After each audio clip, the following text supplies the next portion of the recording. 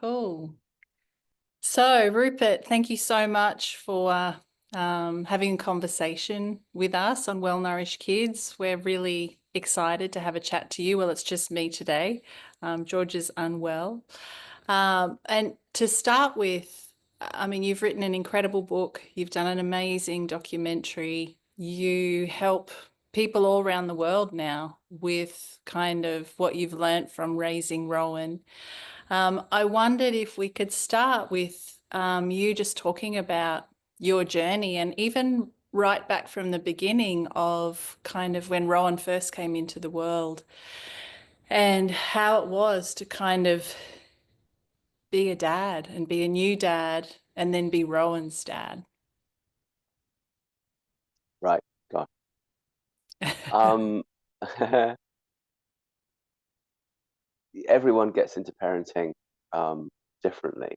Mm. Um, and I wasn't one of those people who like, I must have children, you know what I mean? Yep. Um, but when it was clear that a child was coming along, Mm. then I was like, awesome, Mm. awesome. You know, Yeah. how could that not be awesome? And also terrifying. So my Yes. my, my great fear was of tantrums. Yeah. Oh, wow. And um, boy, did I get them. um, because with autism, the early phases of it, the sensory distress and confusion that a child goes through result in meltdowns that are beyond the normal sort of I can't communicate and I'm frustrated or I can't get what I want or Yeah. stuff. It's a different level of distress, really. It's not. But I didn't know that at the time as we were going in. Yeah. And what happened was the Rowan's arrival on the planet was um, a little traumatic.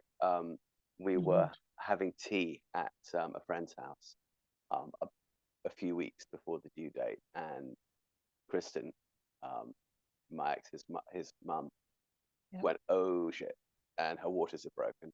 Mhm. So we'd had all these plans for, hippie birth at home. I was actually a home baby in 1967. I was one of the like first of that hippie generation to do that. So I was jolly well going to do that, and Yeah.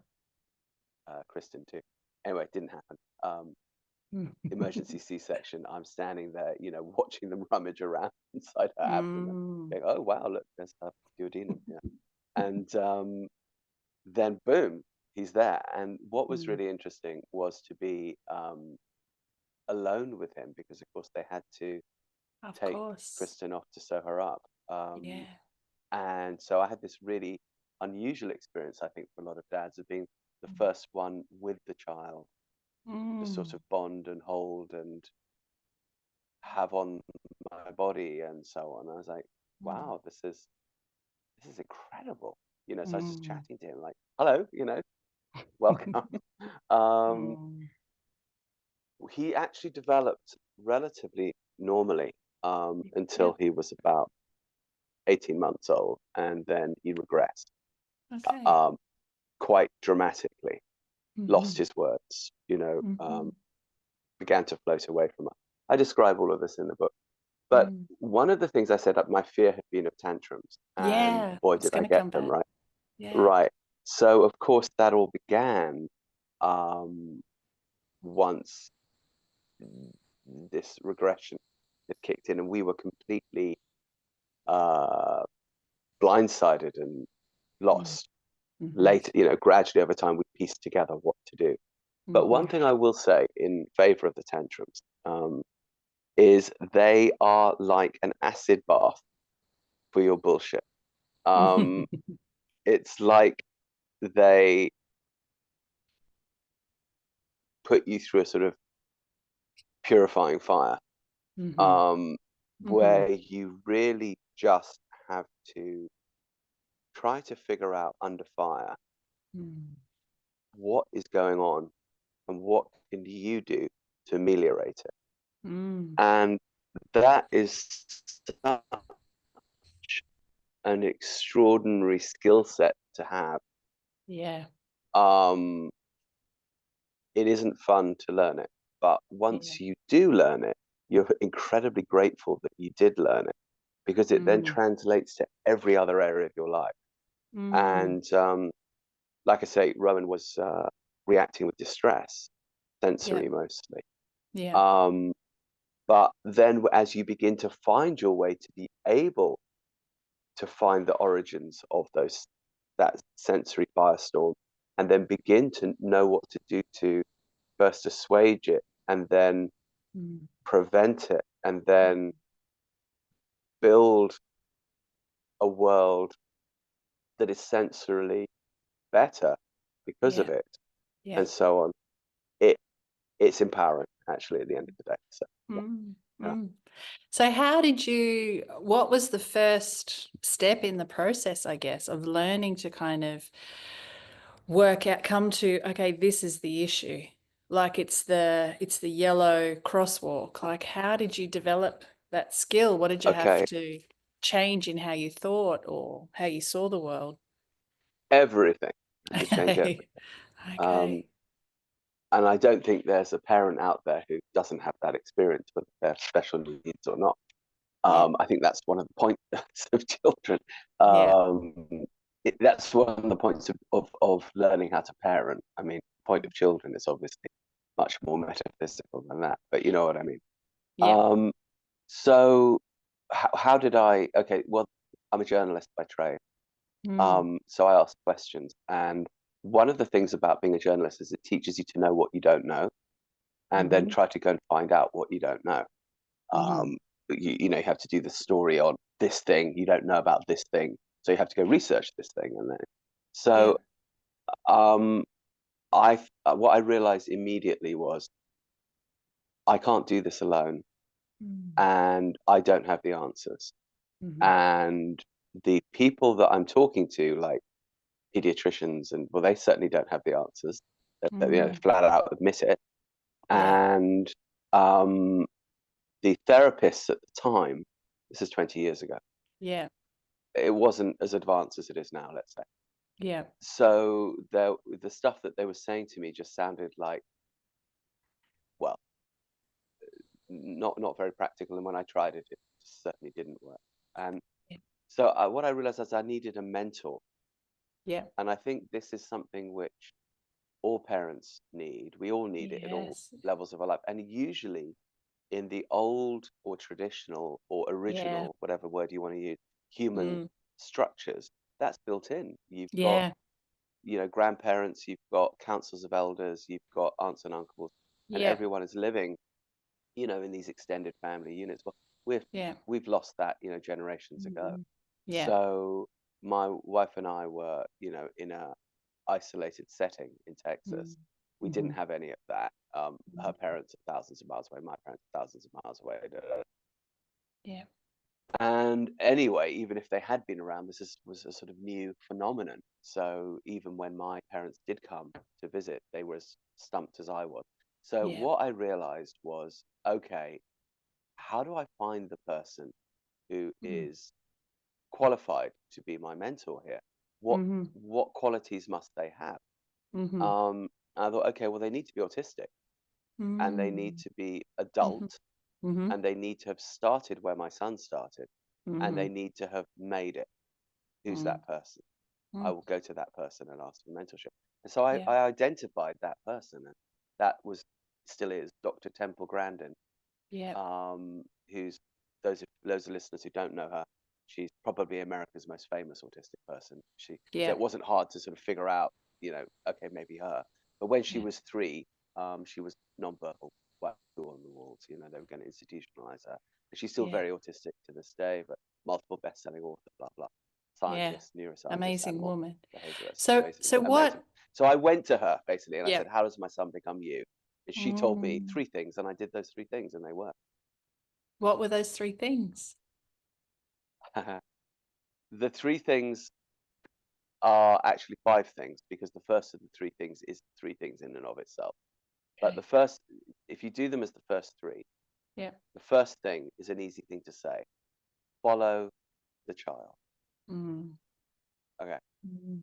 I'm going to circle back to that one in a moment. The Yeah. second thing she said was, as much as possible, do your stuff with him outside, Mhm.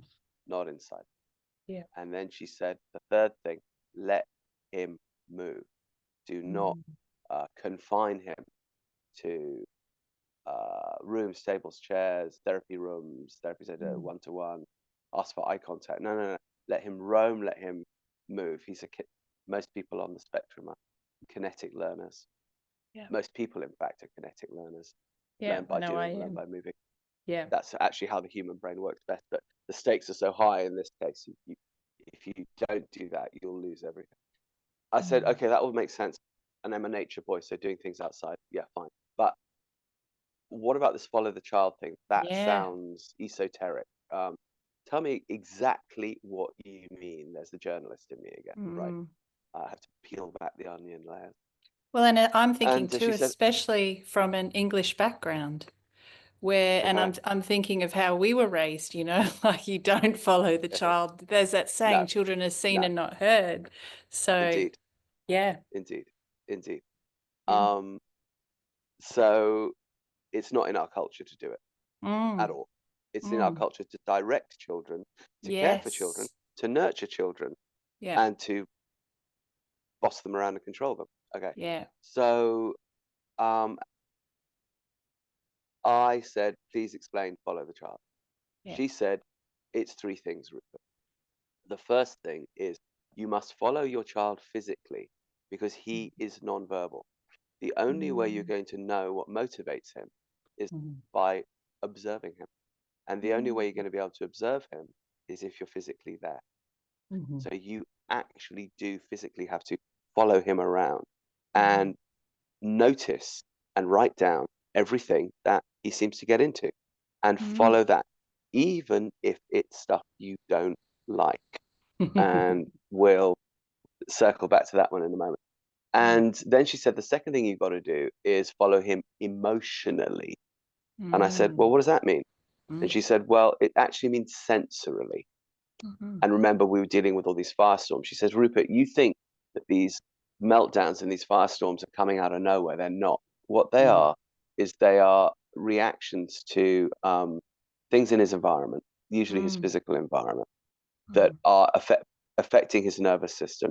Because his nervous system, like many people in his position, is oversensitive. So Yeah. things that for you might be mildly annoying or you wouldn't even notice, shut him down. She Yeah. said, Rupert, to make it simple for you, I'll give you some tips. She said, there are some known bad sensory triggers specifically for people with these conditions.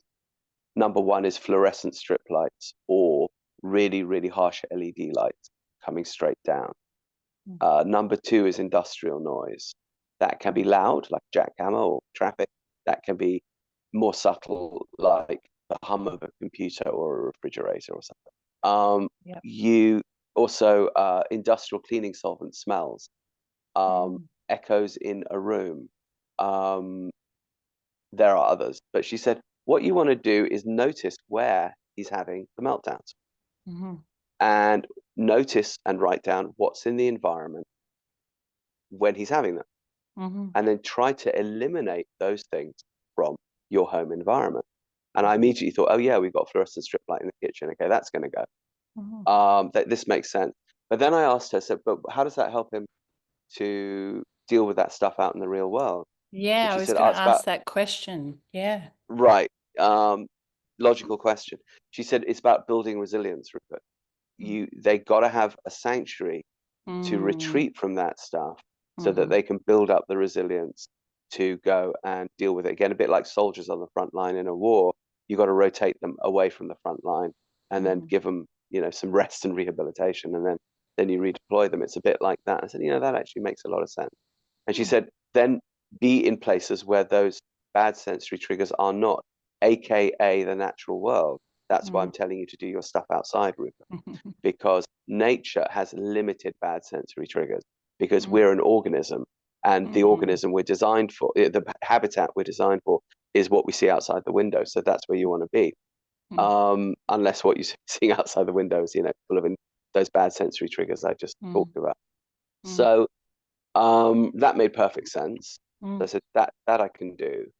And then she said the last thing is you've got to follow your child intellectually.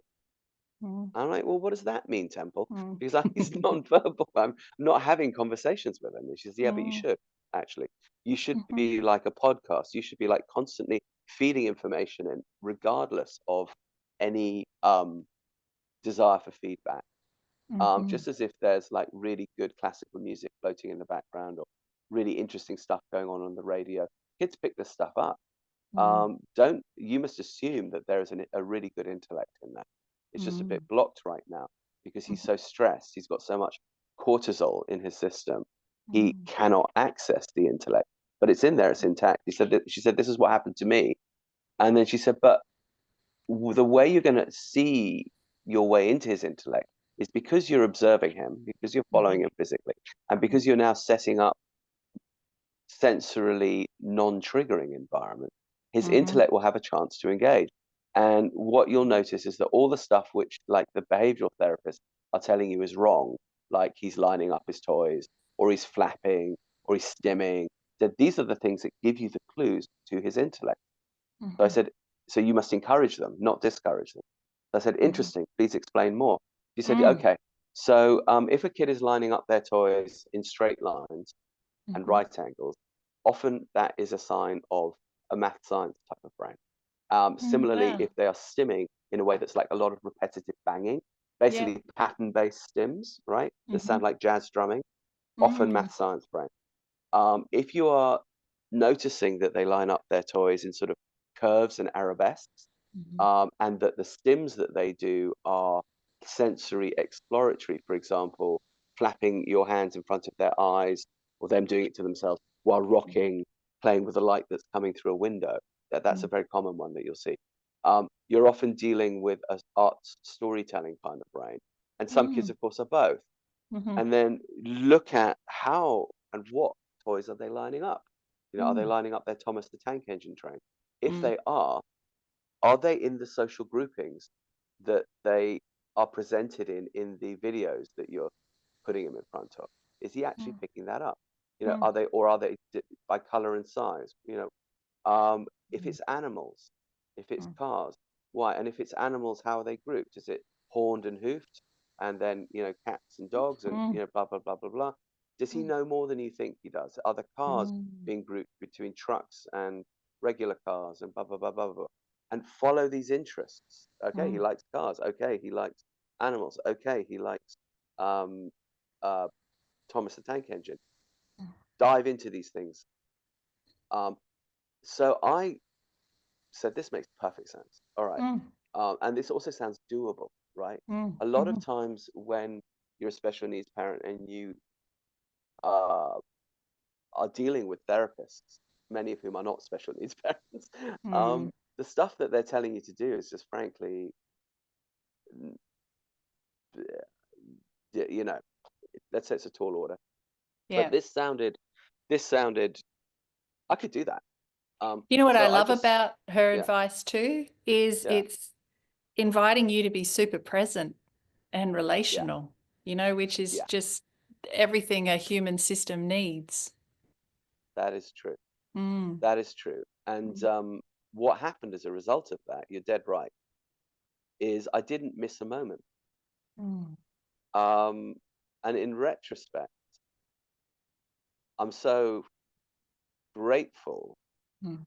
that I wasn't just sort of sending him off to other people to fix. Mm. You know what I mean? I Yeah. was Yeah. with him the Yeah. whole time. And Yeah. so the adventures we ended up going on, the moment I started following her advice, we were just Mm. outside in the woods behind the house and Mhm. foraging because he wants to put stuff in his mouth. Okay, a lot of Yeah. parents freak out about that, right? Yeah. Luckily, I don't because I lived, as you may know, for quite a long time with uh, son Bushmen hunter gatherers in Yeah. southern Africa. So I know that a large amount of what you see around you in any given environment is actually edible. Yeah. And so I'd already had a little bit of field knowledge, but there are actually quite a lot of toxic plants in Texas where we were, and I couldn't Okay. explain to him toxicity versus edibility, but I Yeah. could say, let's go look for daddy leaves, and I would show which ones were the daddy leaves and which ones Ah, were not the daddy leaves, and then I yeah. would mime like dying violently if you ate these other ones, and make it really funny and Yeah. like fall around and make out like I was pooing my pants, and but he'd laugh and laugh. So he was getting it, How old was he And then then? by then he was 3. Okay. Um, And how but long? you know, So the tantrum there was started about at 18 months, yeah, yeah, and there was about then, an 18-month period of being utterly lost. Yeah, uh-huh, uh-huh, yeah, yeah, yeah. yeah, And yeah. just for you, Rupert, how was that? Like, did you, because I imagine it's quite isolating, and I wonder, I guess, what friends did or other family members, like where you got supported or, There wasn't any, honestly. okay, They couldn't. It's not their fault. yep, Um, yeah, I mean, I chose to live physically out on a ranch in Texas, so there was a mm, certain amount of self-imposed isolation. yep, But when you have the kind of kid who takes off all their clothes in the supermarket and does a yeah, shit on the floor yeah, in front of everybody, yeah, you start avoiding going to the supermarket. yeah, And yeah, when you have the kind of kid who just kicks off massively randomly, yeah, you begin to avoid situations. And these days, people are so much more informed about the spectrum and yeah, special needs in general. And okay, you will still run into negativity, but not like it used to be. yeah, Um, yeah, that said, even without all that, it's isolating yeah, because there's kind of almost no point inviting your mates around, right? And yeah, then even if you do, they can't cope. And yeah, when those tantrums go off, it's like having like a fire engine go off in the room. It's yeah, not it's not like something that lasts. It could last for hours. You could have, mm, oh gosh, 10 of them in a day. You know, mm, you so people kind of don't want to hang out, mm, and they feel powerless, yeah, because they actually are. yeah, And then with family, what tends to happen, as people will start to say, "Oh, well, you're just not being strict enough with him, or you're letting him watch too many yeah, videos, or it's some sort of bullshit like thing." Like, dude, it's yeah, a completely other thing. You yeah, know, I understand why you might come to these conclusions, but honestly, this isn't helpful. We're yeah, dealing with something very, very different here. yeah, So unless you're kind of going to go on the same journey with me and find out, mm, unfortunately, I can't have you around because you're just adding to the stress. yeah, yeah, Um, and I think a lot of parents go through that one. So I then agree. there can be isolation from, the family. I suppose Yeah, that if one was in the traditional setting of a human, there would be a shaman. There would mm, be um, 3 or 4 people in the group of elders who'd be like, "Oh, we know what we're dealing with here. mm, Okay, we will mm, step in and help you." But mm, again, our societies are not set up that way anymore. yeah. What's it? So you have to find your tribe. Yeah, So if anybody, this is really important. Let mm, me just yeah, repeat yeah, that. yeah, If you are facing anything similar to what I was facing, mm, not only must you find a mentor, and there's more of them out there right now, and I'm now one of them, and blah mm, blah blah. People can contact me, but find your tribe. Now, a lot of us do that anyway mm, with chosen family mm, and friends and so on. yeah, But it can shift. The people that were your tribe or your chosen family may not be up to this task. yeah, So you have to reach out within the community of the thing that you're dealing with, the support yeah, groups and so on. Find the people. All right, sorry, yeah, to render the lesson. Yeah. yeah. So now I've got two questions. The question I was going to ask you before was what sustained you? Like what sustained you, like these 10 tantrums a day, and you said it's like having a fire engine in the room, and kind of having to put Rupert to the side, I imagine, to support Rowan. What kind of Well, I helped think get you through? I think any parent has to put themselves aside, and True. certainly Kristen, my ex, had to go through the same thing. And there were a couple of things that helped. One was we realized we both needed a break. Yeah. So because we couldn't hire babysitters, Yeah. we would be each other's babysitter, and Yeah. we made a really deliberate culture of saying 1 or 2 evenings or days a week, you go and you don't come back. Like, Mm-hmm. go spend the night on someone's couch, go like out, Mm. do something else, or go hiking overnight or whatever. Yeah. Come back having had a break. I Mm. might be mildly passive aggressive with you when you arrive and then after, but Yeah. nonetheless, this will get us through, and that did work. Yeah. The other thing was nature. Mm. Mm. Nature will do its job with you always if you Mm. let it, but it Mm. means that you have to be out in it for enough time.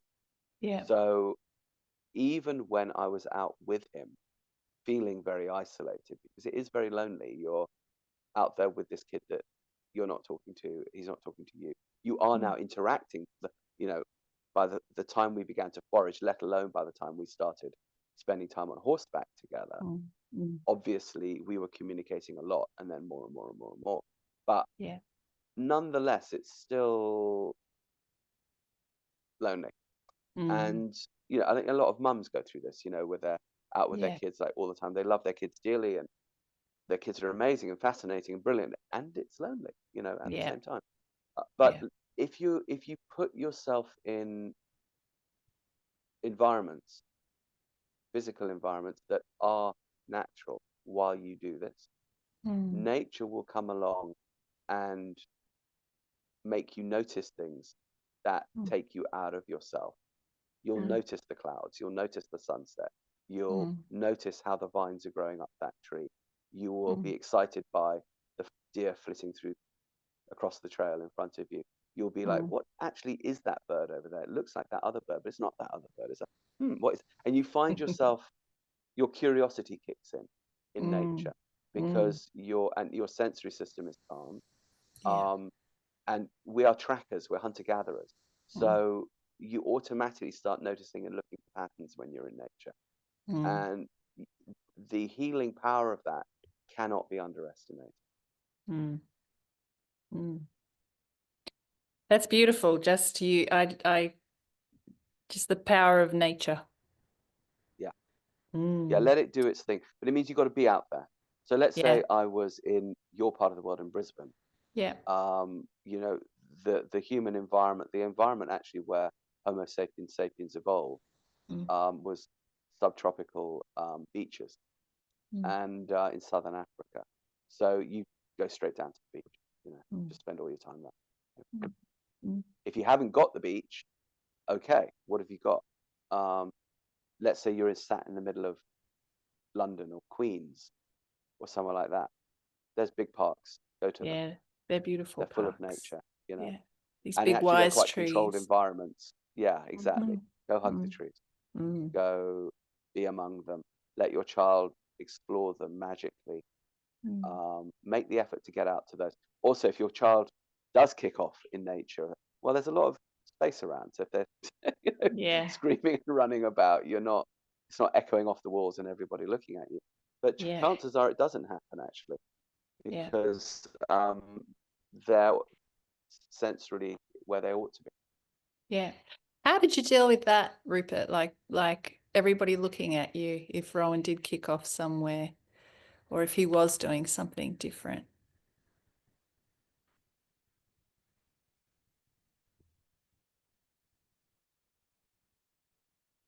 I think I dealt with it the same way everyone would deal with it, which is sometimes patiently, and sometimes which of course wouldn't make anything, talk Yeah. to them.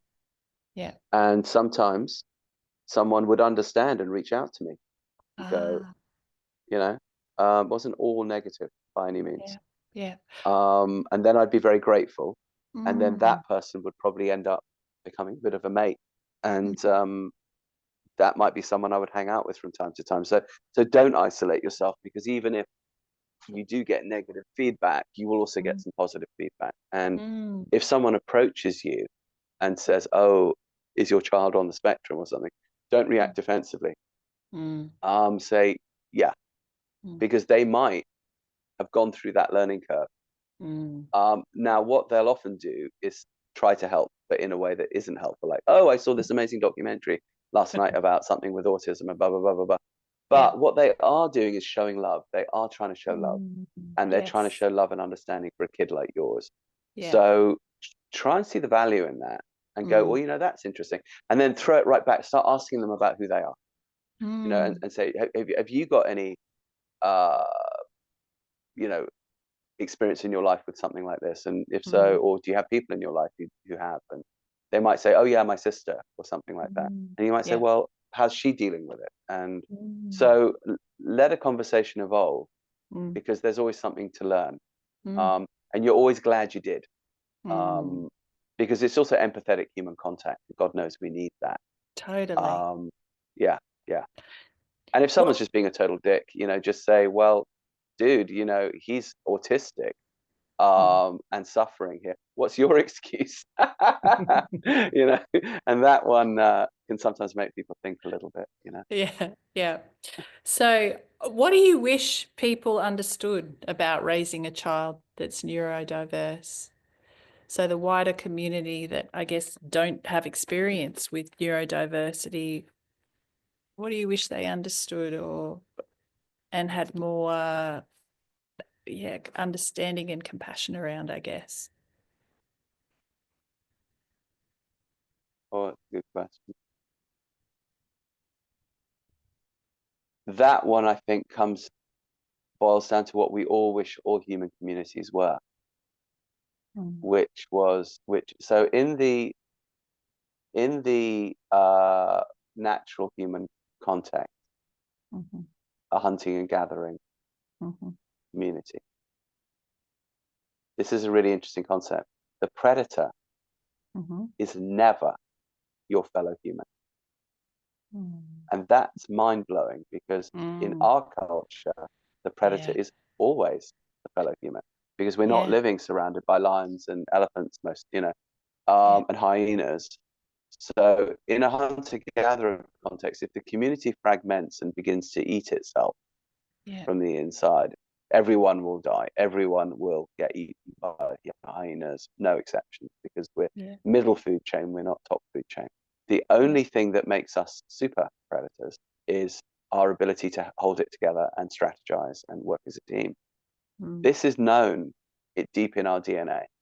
Mm. So we're all walking around in a state of shell shock, and we're all walking around in a state of mental dis-ease, because we're all constantly bracing ourselves for an attack from Mm. the people that ought to have our back. Mm. So And true. that's nobody's fault. It's Mm. just evolved that way Mm. since the invention of agriculture, that everyone Mm. is nuts. Um, and it's dealing with and trying to mitigate that reality that makes life stressful. All right. Mm. So what I wish, of course, was that we behaved and lived more like that.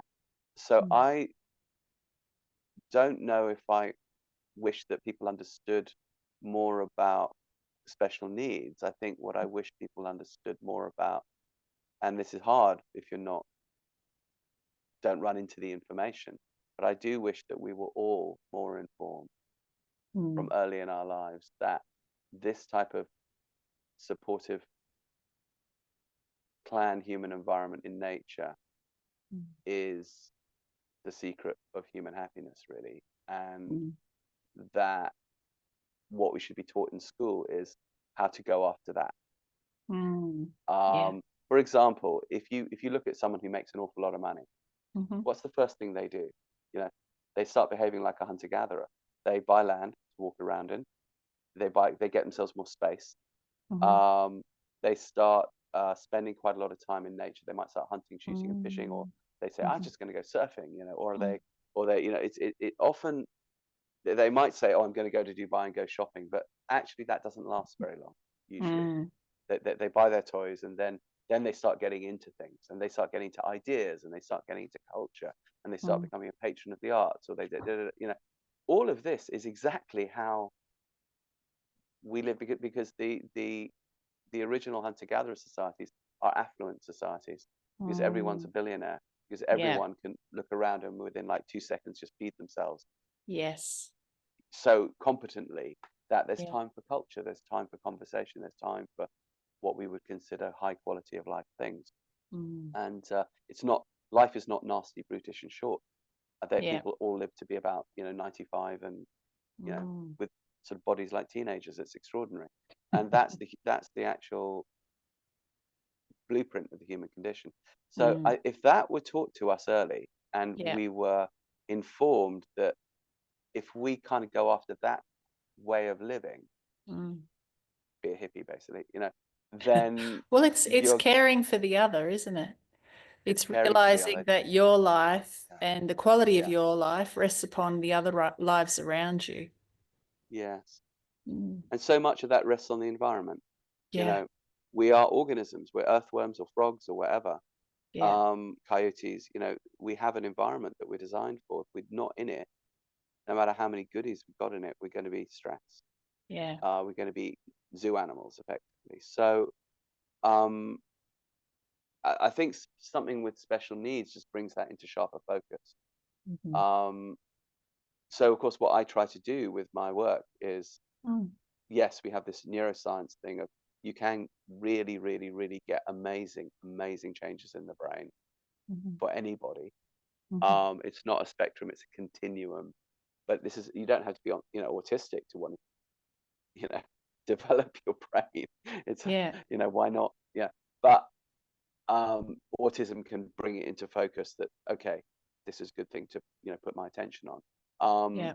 But it goes so far beyond that. You can't have a brain that's thriving, or a nervous system that's thriving, unless it's in the environment, human environment, Mm. emotional environment, and physical environment that it's designed for. Mm.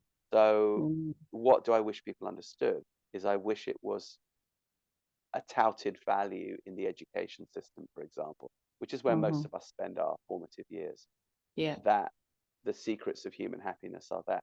And I think when that's understood by children, Mm. they kind of know what to do, and then the rest of their lives kind of go a bit that way.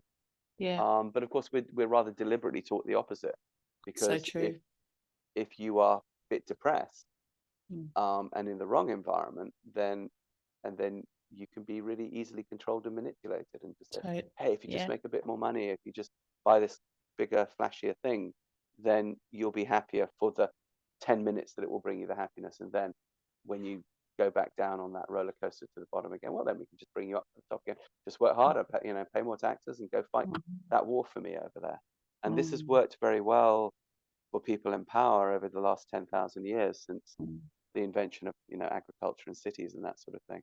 But Mm. it's not our nature at all. We spent Mm. 290,000 years living quite the Mm. opposite. And I'm very optimistic, though. I feel that special needs people, and it's such a thing now where it wasn't Mm. before. Yeah. Um, they are evolving our species. Mm. They're actually making us kinder and more compassionate, and bringing us Mm. back to this Mm. authentic way of being human. So we Mm. owe them a great debt. Mm. Rupert, just one or two more questions. And then if it's okay, we're going to do another podcast around Love to. neurodiverse children. But so how has being Rowan's dad changed you? And what do you do, think, or say now that maybe you wouldn't have done before you became Rowan's dad?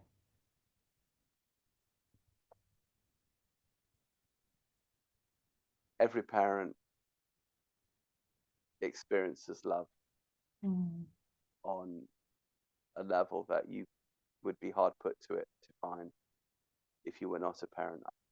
I don't want to do that parent thing, saying, some parents will say, oh, you don't know what love is until you have a child. Because although that's true to some degree, in that Yeah. there's a revelation that you go through, yes, Mm. I think that people do find that revelation with universal love in Mm. other ways. But the Mm. love for a child, obviously, we are mammals. This is the mammalian caregiving system Mm. that we inhabit. So for us, this is one of the most fundamental ways to self-realization. Mm. So what you realize is that although you sacrifice things Mm. and you give things up, and there are things I gave up, Mm. um, what you get in return, Mm. like if you look at it from a purely selfish point of view, Mm. um, is much better because you get Mm. skills, Mm. and you get a depth of empathy, and you get Mm. the ability to take the long view, and you Mhm. get telepathy, and you get Mm. fun, Mhm. um, and you get adventure. I mean, Jesus, with Gub, that's Rowan's nickname. I rode Mhm. across fucking Mongolia with him.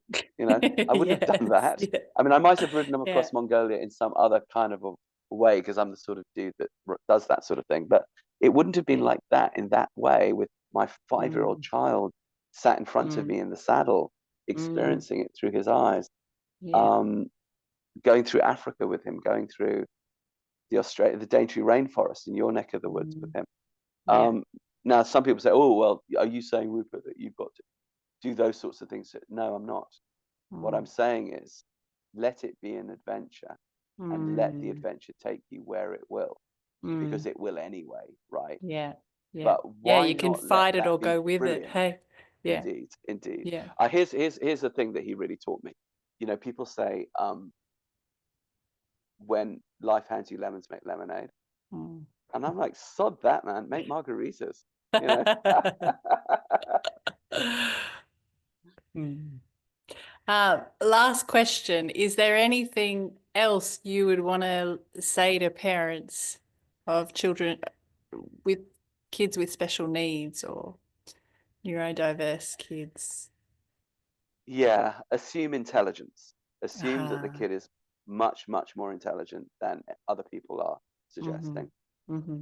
Um, Allow yourself to explore different kinds of intelligence. Mm-hmm. Learn about the brain. This Mm-hmm. is really important. Mm-hmm. You are trying to access your kid. Mm-hmm. You're accessing him through the brain or her through the brain and the nervous system. Mm-hmm. Learn about those things. Mm. So I could tout my own program here, movement Yeah, method. go for it. I could tout, so that's what we do. It's applied neuroscience. Started off with autism. Now it's Mm. across the board with Mm-hmm. everything. Go online and do a movement method course. It'll Mm. take you 3 days. It will give you more information than our website is ntls.co. Go on there. You have to pay. Sign up Mm. as a gold member. It will cost you $25 Mm. and learn what you need to know. Why is the nervous system reacting this way? What do you Mm. need to do to help it out? What's going on with cortisol, the stress Mm. hormone? What's Mm. going on with oxytocin, the communication hormone? What's Mm. going on with BDNF, brain derived neurotrophic factor, that Mm. makes the brain produce more of itself? You don't know these things, you won't have the tools and the skills that you might need. So go learn, but don't just do my program. Do Jane Falconer's program. Like Mm. do a bunch of them. Mm. And there's a bunch of us out there who work with brain and nervous system, and we're all to some degree saying the same thing, but the Mm. contexts are a bit different. Mm. What is the difference between sympathetic and parasympathetic, and blah blah blah blah blah? Mm. Learn, because it's kind of Mm. interesting anyway, right? I mean, Mm. surely we'd be curious about this shit, and then use it and Mm. reach out to the other people doing it. Look Mm. for the other people who are being really proactive and um, uh, have taken initiative this way, Mm. and who are being kind of optimistically going forward, Mm. um, and hang out with those people, make those Mm. people your friends, and exchange information with those people. And if they're on the other side of the world, do it over Zoom. Do it over WhatsApp, but mm, create your tribe, create your community. mm, And Jane, you're a resource in this in mm, Australia. mm, Look at people like Jane Pike and her work as well in New Zealand. Look at people like Suki Baxter up in Washington State. All these people exist on the web. Look at what mm, they say about the nervous system. Look at Temple Grandin, mm, everything she's saying. Look at me. Look at all the things I'm saying. Piece it mm, all together and find, where do you fit? Where's your context within this constellation, this mosaic of, mm, if you like, tribal elders who've mm, gone through it a bit, and then take your place as an elder mm, and help out. Another really good thing is, if you feel you're suffering, mm, um, help someone else in their suffering, mhm, and it makes your suffering sort of go away. mm, There's always someone who's got it worse than you. And what you'll mhm, find is, and we don't even have to talk special needs here, it's just exhausting being a parent. And we mm. haven't even begun to talk about people who are single parents, Yeah, you know. yeah, yeah, Like, you don't need to have a special need kid to have your ass completely kicked. yeah. All the more reason to reach out and create tribe. And Mm, one might say, well, I'm not that kind of person, I'm just not that social. One of the mm, nice things about tribes is you don't actually have to be, mm, because a good tribe allows you to exist wherever you want to within that structure. mm. Yeah. So some people want to be right at the nerve center, other people want to be right on the periphery, Mm, and most of us are somewhere in between. mm, And a good community sort of allows for that. So, for example, the people that do our stuff, we have these big online WhatsApp groups, yeah, and everyone exchanges information, and they'll ask questions. They'll say, shit, this thing came up, I don't know what to do. And like 10 people will come in and say, oh yeah, mm, that happened to me and I did this. mm, Um, they may never meet in person, mm. um, but Still they do really supporting one support another. each other. Yeah, yeah, Yeah. yeah. Look for support, accept support. Rupert, what's it like to be an elder and to know that you got through? Like Rowan's now 23. And what do you think as an elder now you would say back to that parent with the 18-month-old who had just started chucking the tantrums and you're like, oh, what do I do? What would you say? I'd say the same things I just said. Uh-huh. I put a hand on his shoulder, I'd pour him a beer, Mm-hmm. and I'd say, okay, dude, let me give you a little roadmap here. Mm-hmm. Um, you're sitting in London and you want to get to Berlin, and you want to do it by electric scooter. Mm-hmm. So let's What look at would the the ways in roadmap? which we can do that. So the roadmap would What would be the roadmap be? mentor, tribe, Yeah, follow the mentor. child. Who's your Find a mentor or several mentors Yep. who have who have lived this experience, Yeah. either from because they have the condition, Yep. or because they have kids who have the condition, or whatever, or both. Yep. Yep. Then, yeah, follow the child in the three ways that Temple Grandin said, Yep. physically, emotionally, intellectually. And you can go on our website and find that. You don't even have to join the website for that stuff. There's all that information is for free. There's a free Yep. ebook for movement method. It's all on there. So is Yep. the neuroscience. Learn about the neuroscience. Get your ass out moving in nature with your Mm. kid Mm. every day, especially when the weather is bad. Mm-hmm. Okay, so if it's hot, that Mm. means water and Mm. times of day when there's more shade Mm-hmm. and where the temperatures are not so extreme. Yeah. And at night, go out at night as well. Like, look at the Mm-hmm. stars. Yeah. Mm. If the weather is cold, wrap up. Kids don't care. Mm. If it's rainy, wear a hat, Mm. Mm-hmm. but get out. Mm. Another thing I would say is, if you can possibly do it, get a dog, Mm-hmm. because animals, we are designed to be with animals, Mm. and like, we really are. We're supposed to have Mm-hmm. a relationship with up to 400 different species. We are Wow. hunter-gatherers. That is what we do, right? Yeah. And we're supposed to ingest dirt from animals. It's important for our gut biome. We're we're not supposed to have all these allergies that we have and Mm. reactions to the natural world that a lot of us have because we're just not exposed to it enough. I Yeah. know that's not the only reason these things happen, but that it is a large proportion. Yeah. Um, get time around animals in nature a lot. If you Mm. have a dog, it forces you to go outside. You've got to walk Mm-hmm. the dog, Yeah. even if you get annoyed by it and you don't want to. It will force you to move. It will teach your child a lot of social skills. Yeah. It will give your child a lot of Mm. sensory integration and uh, soothing. It Mm-hmm. will defend your kid.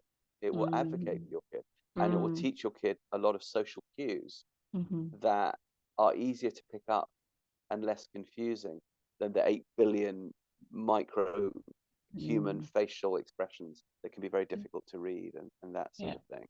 Not Yeah. everyone can have a dog. If you can't have a dog, try to get access to one. Who do you know who's Mm. got a dog? Mm. And can you go out and be with that dog, with that person in that park 2 or 3 days a week? Mm. And really move your ass. The more you move, Mm. the happier you are and the better your Mm. brain is going. Mm. So if you can actually try to be outside with your kid minimum 2 hours a day, Mm-hmm. and we all think we haven't got the time until we realize we can sort of make the time.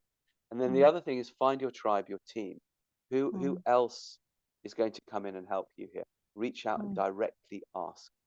And if you've Mm-hmm. got any extra money, spend it on people to come in and help you because it Mm-hmm. will also expand the range of your child's social Mm. groupings and so on. Set up play dates at your house or in Mm-hmm. parks for Mm-hmm. other families with the condition that you have. Take the Mm. initiative. Create a social life for your Mm. kid, Mm. even if all they do is parallel play. And Mm-hmm. then exchange information with those other parents. And pretty Mm. soon, you've got a network and all of these Mm. things. These are the Mm. things I would say. Mm. Amazing. Rupert, thank you so, so much for your time. So we'll put all of your contact details in the show notes and really recommend for people to read your book, Horseboy, and see the movie and check out your programs. And if it's okay, we'll get you back to talk more about your programs and how to support kids with neurodiversity and special needs. Thank you again. Before I go, can I tout one more book because the Oh, Horseboy book sure. Wait there, your sound has how gone. it all began. It's okay. It's because someone's trying to call me. There Okay. we go. Yep, yep, Um. yep. Yeah. Um. Okay. So the Horseboy is how it all got going, and then the journey across Mongolia. There is a second book called The Long Ride Home, which is Mhm. everything that happened afterwards and Ah, how we set up all of those structures okay. that Brilliant. I just talked about. Yeah. So in terms of like of practical use to a parent, Yes. Yeah. I would say read The Long Ride Home because it sort of shows you a bit how we went from kind of huh to Yeah. you know, and Yeah.